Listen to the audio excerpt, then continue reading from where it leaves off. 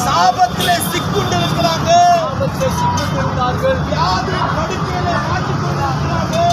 படுக்கையில மாற்றிக்கொண்டிருக்கிறார்கள். இப்படிப்பட்டவர்களை காப்பாற்றும்படியாக தான் எடுக்கும்படியாக இயேசு கிறிஸ்து உலகத்திலே வந்தார்.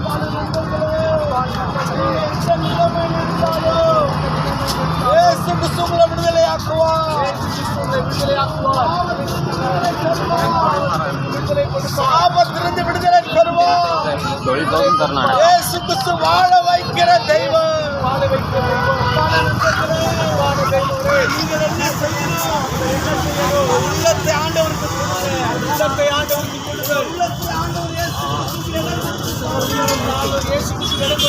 இயேசு கிறிஸ்து உங்களை விடுதலையாக்குவார்.